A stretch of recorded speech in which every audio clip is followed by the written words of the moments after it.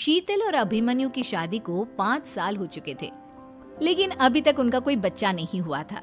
इसकी वजह से शीतल और अभिमन्यु परेशान रहते थे, लेकिन उन दोनों से ज्यादा परेशान थी शीतल की सास, यानी अभिमन्यु की माँ जानकी देवी। जानकी देवी चाहती थी कि जल्दी से जल्दी उनकी गोद में पोता या पोती आ जाए, और इसीलिए वो अपनी बहू शीतल को लेकर एक दिन हॉस्पिटल पहुंची। डॉक्टर मैडम, जरा ठीक से चेक करके बताइए ना। कई बड़े बड़े डॉक्टर को दिखाया है, लेकिन मेरी बहू माँ ही नहीं बन पाती।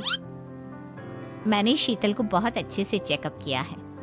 देखिए, बात यह है कि शीतल के अंदर माँ बनने की कैपेसिटी नहीं है। ये आप क्या कह रही हैं डॉक्टर साहब? कोई तो इलाज होगा ना, कोई दवाई दे दीजिए। देखिए, कुछ प्रॉब्लम ऐसी होती है जिनका कोई ट्रीटमेंट नहीं होता। आई एम सॉरी टू से, लेकिन शीतल कभी माँ नहीं बन सकती, क्योंकि उसके यूट्रस में अंदर से ही कुछ प्रॉब्लम है। घर आने के बाद क्या हुआ माँ? कहाँ लेकर गई थी आप शीतल को? अरे कहाँ लेकर जाती, डॉक्टर मैडम के पास ले गई थी, लेकिन तेरी बीवी तो कभी माँ बन ही नहीं सकती। मम्मी जी, इसमें मेरी क्या गलती? अगर अंदर से कोई प्रॉब्लम है तो उसमें मैं भी कुछ नहीं कर सकती। जानती हूँ, ये बात डॉक्टर के मुंह से सुन चुकी हूँ। अब दोबारा मेरे सामने इस बात का गाना मत गा। अरे माँ, परेशान होने की जरूरत नहीं है, हम सोचते हैं ना कुछ। अरे क्या सोचेगा तू? जब डॉक्टर कह चुका है कि तेरी बीवी माँ नहीं बन सकती, तो बता क्या सोचेगा तू? कहाँ से लाएगा बच्चा? माँ, ये तो मैं भी नहीं जानता। अभिमन्यु, क्यों ना हम अनाथ आश्रम से एक बच्चा गोद ले आए? क्या फर्क पड़ता है बच्चा हमारा हो या गोद लिया हुआ? हाय, बड़ी बातें बनाने वाली। क्या फर्क पड़ता है? अरे क्यों फर्क नहीं पड़ता? मुझे इस वंश को आगे बढ़ाने के लिए मेरे बेटे का खून चाहिए, किसी दूसरे का नहीं। लेकिन माँ, आप जानती हैं कि ये अब पॉसिबल नहीं है। मैं कुछ नहीं जानती। मैं किसी पराये की औलाद को इस घर में अपना पोता या पोती बन के बढ़ता हुआ नहीं देख सकती। मेरा वंश मेरे बेटे के खून से ही आगे बढ़ेगा। लेकिन मम्मी जी, ऐसा कैसे हो पाएगा? आप अच्छी तरह जानती है ना, मेरा और अभिमन्यु का बच्चा नहीं हो सकता। तो मैं अपने बेटे की दूसरी शादी करवाऊंगी, और अपनी दूसरी बीवी से ये मुझे बच्चा पैदा करके देगा। ये आप क्या कह रही हैं माँ? मैं किसी और से शादी नहीं करने वाला। मेरे रहते हुए आप अभिमन्यु की शादी किसी और से करवाएंगी? मम्मी जी, आप ऐसा कैसे कर सकती हैं? तू बस देखती जा बहू, मैं ऐसा कैसे कर सकती हूँ। कुछ दिनों के बाद, अभिमन्यु, मैंने तेरे लिए लड़की ढूंढ ली है।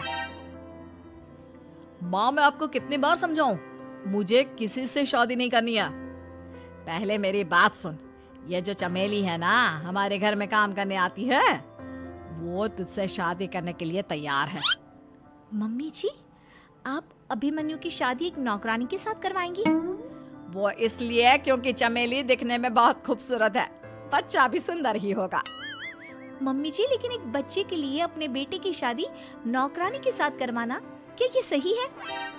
अगर अभिमन्यु ने शादी नहीं की ना, तो मैं अपनी जान दे दूंगी।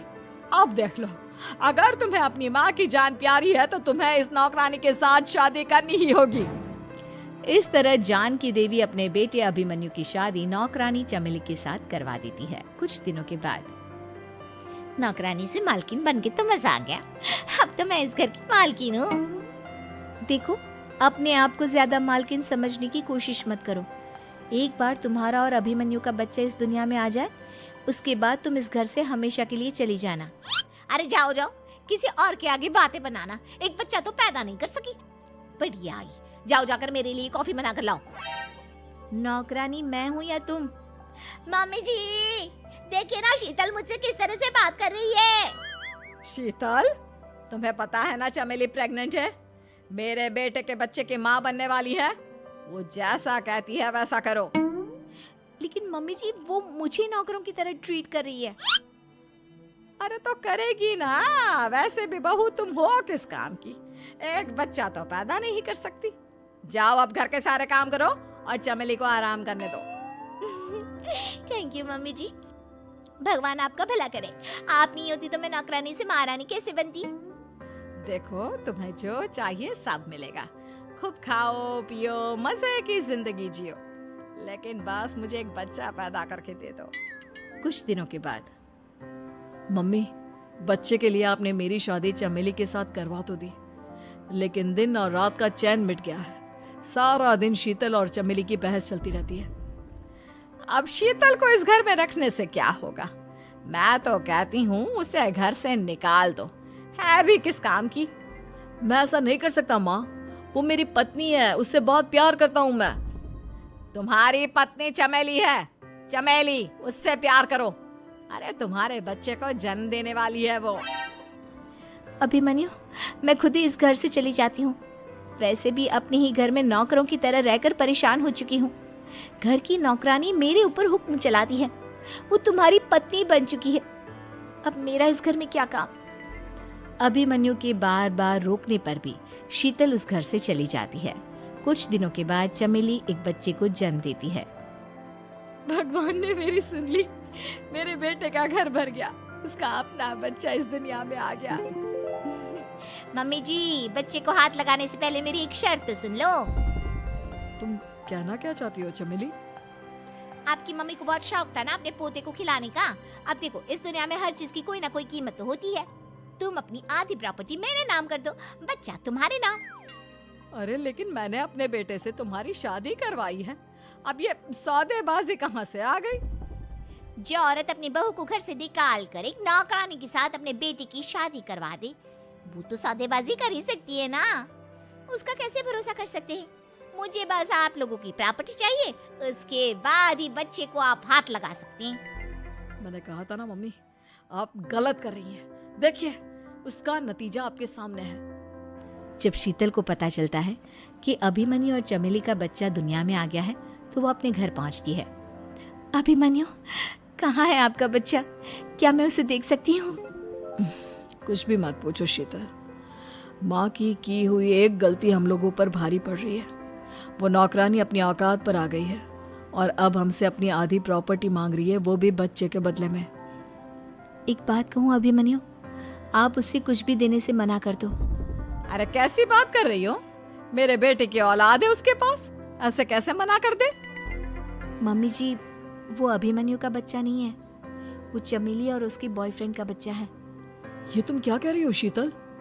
ये देखिए वीडियो, चमेली और उसका बॉयफ्रेंड आपस में बातें कर रहे हैं कि उन दोनों ने मिलकर आपको बेवकूफ बनाया है और अब इस बच्चे के बदले आपसे प्रॉपर्टी भी हड़प लेंगे। हे भगवान, ये मुझसे क्या हो गया? ना तो बच्चा मिला और अपने बेटे की नौकरानी के साथ शादी करवा दी सो अलग। अब क्या होगा? मुझे माफ कर दो शीतल, मेरी वजह से तुम्हें बहुत तकलीफ हुई है। अभिमन्यु, मैंने कहा ना, उस नौकरानी को उसके बच्चे सहित इस घर से बाहर निकाल दो। लगता है मेरे अभिमन्यु का बाप बनने का सपना अधूरा ही रह जाएगा। अभिमन्यु, अपनी मम्मी से कहो कि परेशान ना हो। आपको याद है एक बार हम एक IVF सेंटर गए थे, मैंने फिर से वहां जाकर बात की थी और आपको पता है इस बार मैं प्रेग्नेंट हूँ, क्योंकि हमने वहां पर प्रोसीजर करवाया था जिसकी वजह से मैं प्रेग्नेंट हो गई थी। और इस बात का पता मुझे बस कुछ महीने पहले ही लगा है। हमारा बच्चा इस दुनिया में आने वाला है अभिमन्यु। मुझे माफ कर दो शीतल बहू, मुझसे बहुत बड़ी गलती हो गई। कोई बात नहीं माँ, लेकिन अब हमें उस धोखेबाज नौकरानी को इस घर से बाहर निकालना है और इस घर की मालकिन को वापस